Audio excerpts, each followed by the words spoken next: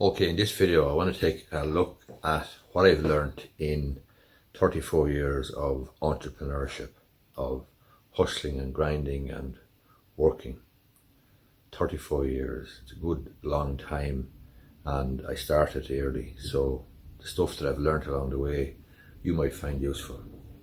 So there's a number of things, and I'm going to do this video over a couple of days in probably different locations, so you'll see the setting behind me changing, but it's as things pop into my head. I'm going to try and do it in terms of the most important stuff, obviously first. So we're looking at 3, 4, 5 things.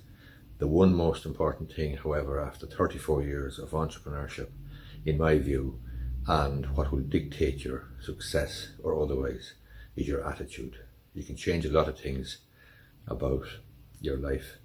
You can change or face appalling circumstances, but your attitude is something that you have and you have control over. You can never control your circumstances, or only control your circumstances to a small degree, but you can always control your attitude. You can always control how you react to your circumstances. So your attitude, I believe, is absolutely critical to doing well, to succeeding over a period of entrepreneurship, over a lifetime. Not only to do with entrepreneurship though, I think a good attitude, a positive attitude, the right attitude will serve you very well in any event. We all know people who are basically forever complaining, they're whinging, they're whining. They know all about their entitlements, they know all about their rights, they know all about their constitutional rights, but they don't seem to pay much heed to their obligations. They don't seem to pay much heed to what they have to do, and they are forever looking for somebody or something to blame. So no matter what misfortune visits them, they have somebody to blame. It might be the government, it might be society generally, it might be the communists, it might be the conservatives, it might be the Republicans, it might be the Democrats, it might be the bad weather, it might be bad luck, it might be whatever. It could be the banks, it could be the European Union, it could be the Brits, you name it. But we all know people who are absolutely besotted with and seducing themselves with their own complaints, their own whinges and their own whining. That is the attitude that's going to lead you to a life of perpetual whinging. So first thing, and the most important thing I believe in doing well in life generally and in entrepreneurship, is your attitude, and you can control that. Second vitally important thing, if you're in business, if you're starting a business or running a business, there's a phrase or a saying that in the land of the blind, the one-eyed man is king. In the land of business, cash is king. So never ever forget that. You can have a very, very profitable business. You can have a very profitable idea, but if you run out of cash, your history, you're toast. Cash is king. And if you have, for example, the opportunity to borrow, say, 200 grand at 10%, and you're saying to yourself, this is an appalling interest rate, but you need 200 grand to keep you going, to tide you over, then there's no point sweating the small stuff about the interest rate if you simply need the cash. Because sometimes you do run into a situation where you're basically running out of cash, and if you run out of cash, in most businesses you're dead. So don't quibble over or fight over the small stuff when it comes to borrowing money. If you can borrow money at 10% to stay alive, and you can only get 50% of that money at a much cheaper rate, but you're going under, there's no point getting the cheaper money. You need to do what you need to do. Cash is king. You need to keep solvent, and you need to keep going.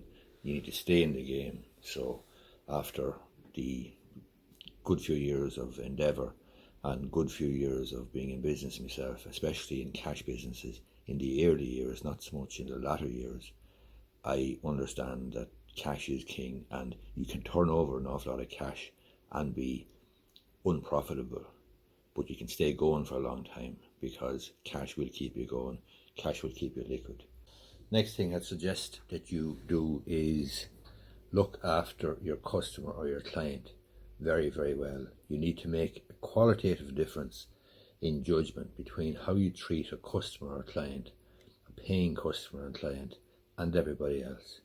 They should be, to all intents and purposes, nearly put on a pedestal. Now, there's a saying that the customer is always right. The customer is not always right. But if you treat them well, look after them really well, then they'll always be your customer. So, and ironically, the phone is ringing there. I'm not answering it now because it's lunchtime, and between 1 and 2 or 12, 1 and 2, I have my lunch, so I'm making this video during lunchtime.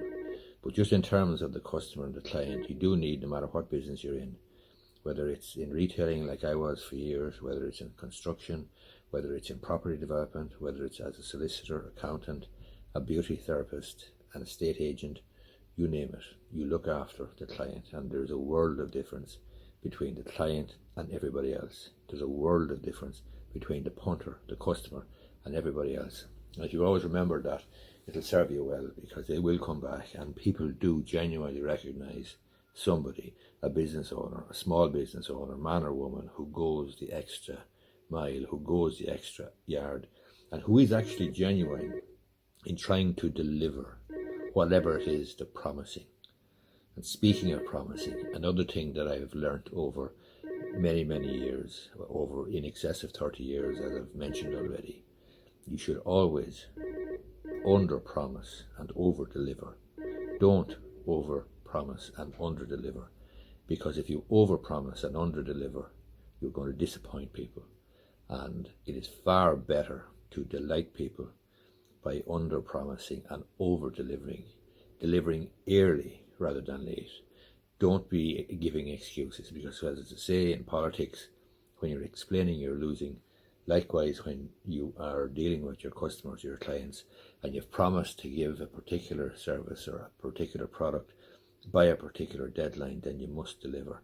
Always deliver, always be delivering, and always look after your clients, your customers, your punters, and make a huge and significant difference, qualitative difference, between those people and everybody else, suppliers and the general public, and PR people and advertising people, and so on and so forth.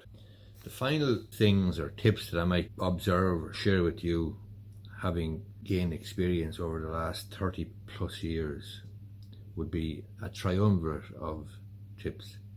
So a trio, and they're related to number one. Number one is the attitude. But the trio then to which I refer, and I'll finish the video on this basis, or on this note. 1, life is not fair. 2, the goalposts move. In other words, the rules can change from time to time. And 3, there are no guarantees. All of those things, if you accept those 3 things, your attitude will be fine. Number 1 will be fine. But if you accept that life isn't fair, that the goalposts can move, that you must adapt yourself to changing circumstances, and that there are no guarantees of success or any other outcome, well then your attitude should be okay. So I hope you find the video useful. I hope you find my observations and what I've noticed over the last number of years to be useful for you, whether you're an entrepreneur or starting out in a career, or in the middle of a career, or in the middle of a business, or whatever. But I thought I'd share them with you. As I say, some things, some points that I've noticed which I find beneficial and have found beneficial over the last 34 years of entrepreneurship and hustling and grinding. Hope you find the video useful. If you do, I would appreciate if you gave it a thumbs up down below. Thanks a lot.